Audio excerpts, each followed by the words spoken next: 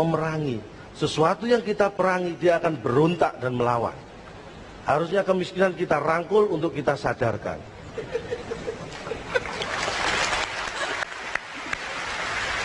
Indonesia ini, mohon maaf, saya bukan mengkritik, tapi ada hal yang menurut saya kurang pas. Indonesia terlalu banyak gengsi.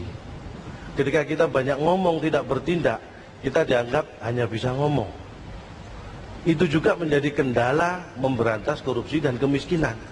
Ketika kita ngomong memberantas korupsi, memberantas kemiskinan, mereka yang korupsi akan menganggap, lu nggak korupsi kenapa ngomong korupsi? Kita harus korupsi dulu baru boleh ngomong korupsi. Itulah masalahnya. Itu yang harus kita kikis. Karena korupsi apapun bentuknya itu merugikan rakyat. Kuncinya hanya satu. Apa mereka tidak punya iman? Punya. Yang mereka tidak punya adalah mikir. Karena saya tahu persis. Karena saya survei orang yang korupsi. Saya tanya, Anda tidak punya iman? Punya. Anda tidak punya harga diri? Punya. Tapi apakah Anda mikir? Tidak. Saya tahu betul, karena kebetulan orang tua saya. Jadi saya tahu persis. Tapi kita punya masalah berat selain penegakan hukum ya. Kita masih banyak kemiskinan. Sudah ada kartu Indonesia Sehat, kartu Indonesia Pintar. Dan saya bersyukur sejak ada kartu Indonesia Pintar, anak saya yang paling kecil sudah pintar main kartu.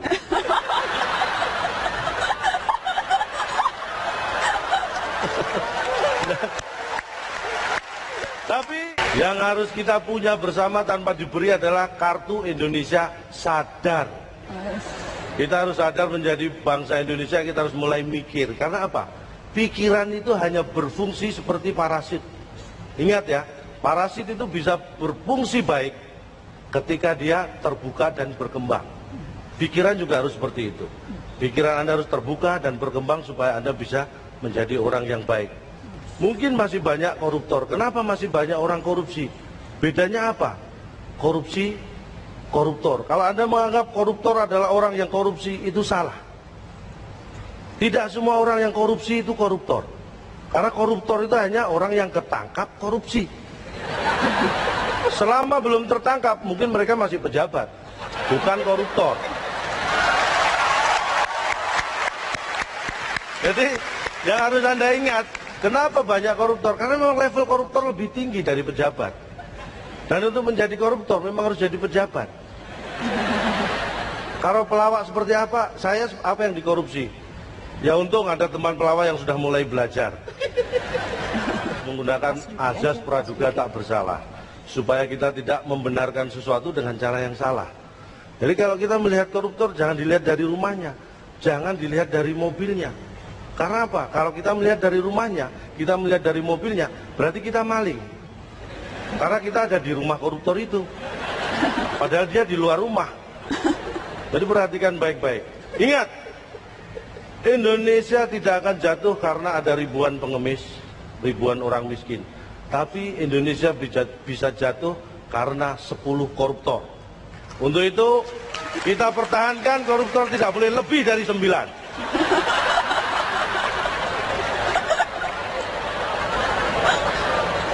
Banyak juga yang berpendapat koruptor harus dihukum mati. Di Cina sudah dilaksanakan itu, tapi ada sedikit juga yang saya survei di sana. Ada koruptor yang hanya 2 bulan dihukum di Cina. Padahal miliaran yuan yang dikorupsi. 2 bulan di penjara, minggu berikutnya ditembak mati. Itulah hebatnya, itu yang harus kita terapkan. Bicara masalah penegakan hukum, bukan saya bermaksud sombong, tapi saya tahu walaupun sedikit.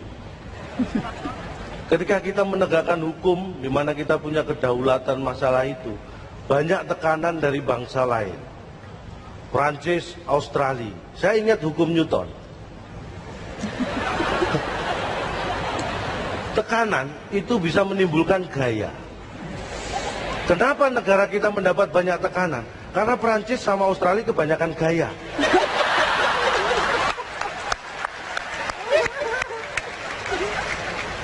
Presiden Prancis, François Hollande. Dari nama nggak konsisten. Presiden Prancis namanya Belanda. Prancis, Australia mengancam Indonesia ketika kita ingin menegakkan hukum di negara kita sendiri. Mereka akan menarik dubesnya. Ini kan gegabah. Mereka nggak mikir. Apakah dengan menarik dubes kita tidak mengeksekusi warga mereka? Bisa. Karena yang kita eksekusi adalah yang bersalah, bukan dubes mereka. Saya yakin mereka kalau mikir pasti akan mengembalikan dubesnya. Bahkan Presiden Prancis mengancam dalam beberapa waktu tidak akan datang ke Indonesia. Ingat, Cak Lontong usia 45 tahun belum sekalipun ke Prancis. Dan tidak ada masalah dengan saya. Karena betul ketika kita mengumumkan mau mengeksekusi warga Prancis, saya lihat betul Presiden Prancis langsung telepon. Saya nggak ambil pusing, toh saya tidak tahu artinya. Tapi yang jelas saya bangga dengan Indonesia. Makanya kemanapun, ke luar negeri, saya nggak pernah pakai bahasa lain. Saya selalu pakai bahasa Indonesia. Saya ingin tunjukkan pada dunia bahwa Cak Lontong nggak bisa bahasa Inggris.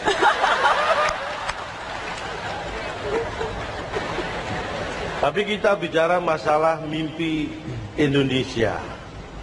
Saya bangga sekali, sebenarnya di saat yang sama ini, ada acara di Kementerian Kominfo, tapi saya memilih hadir di UI untuk Mata Najwa.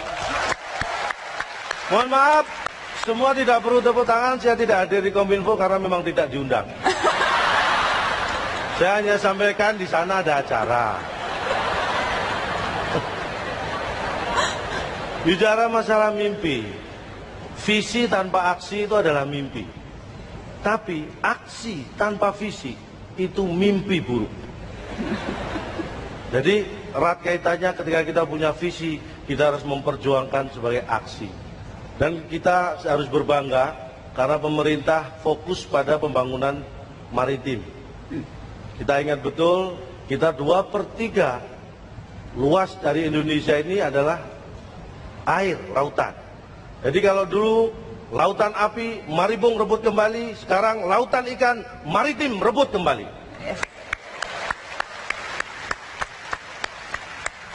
Dan bicara masalah anak negeri, Bapak Habibie salah satu yang sangat membanggakan. Sampai-sampai waktu saya kecil, ditanya tadi mimpi, cita-cita, saya pengen jadi Habibie. Dan sejak SMP, saya sadar bahwa cita-cita salah.